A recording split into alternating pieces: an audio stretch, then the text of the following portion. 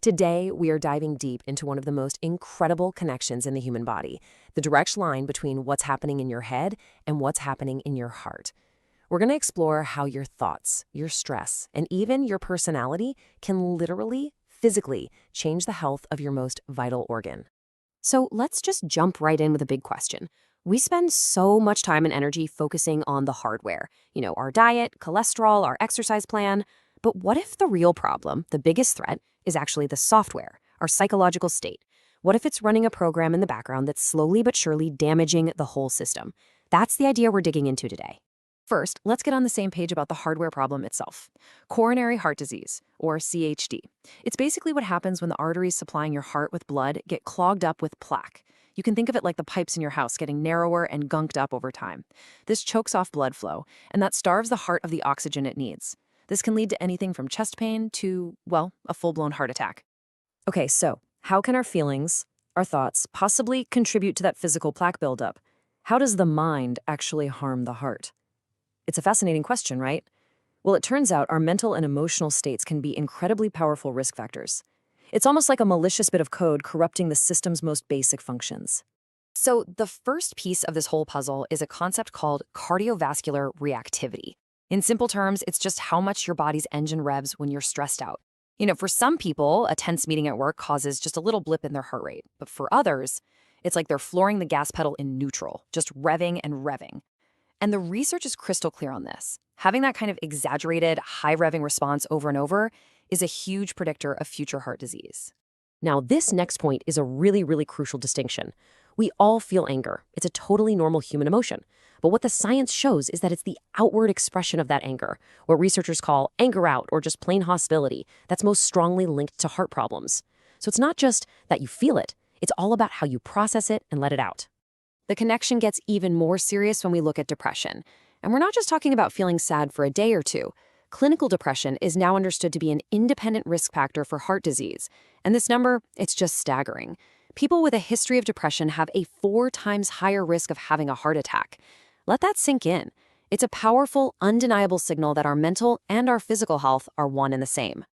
Now, it is so important to understand that this story isn't the same for everyone. For way too long, heart disease was pretty much framed as a man's problem. But the truth is, it's the #1 killer of women too.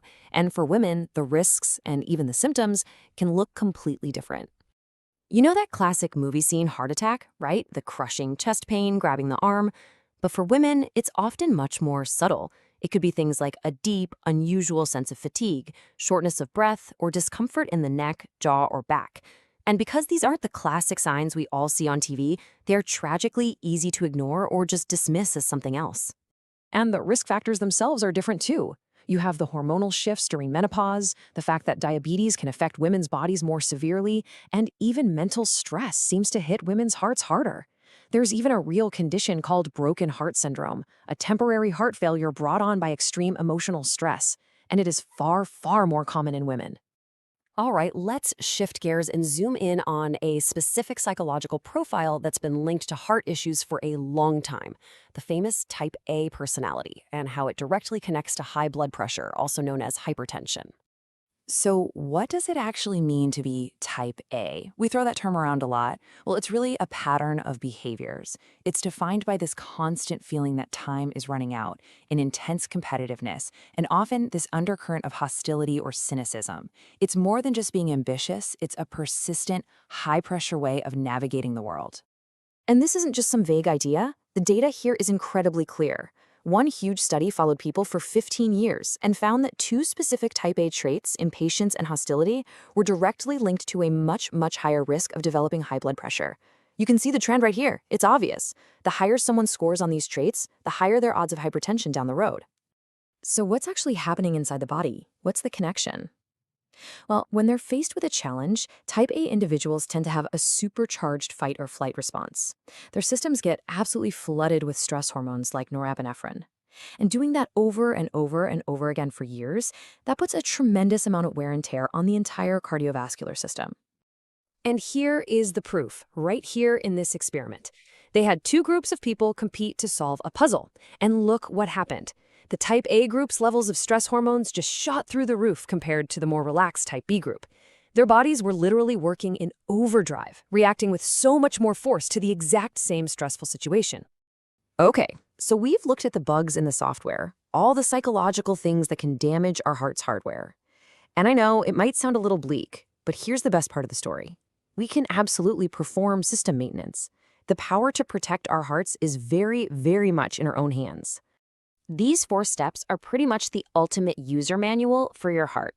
First up, diet. A plan like the DASH diet can make a massive difference. Second, you've got to get moving. About 150 minutes of moderate activity a week, like a brisk walk, is the gold standard. Third, and this one ties everything we've talked about together, is managing stress. Things like meditation can literally cool down those damaging hormonal spikes. And finally, if you smoke, quitting is the single most powerful upgrade you can make. Stopping before you're 40 can slash your risk of smoking-related death by up to 90%. That's just incredible. So let's end with this thought. This connection between our mind and our body, it's not some new age idea. It is a hardwired physiological reality. Your heart doesn't just pump blood. It responds to your stress, to your anger, to your joy. It's constantly listening to your internal monologue. So the big question to take away from all this is, what story are you telling it?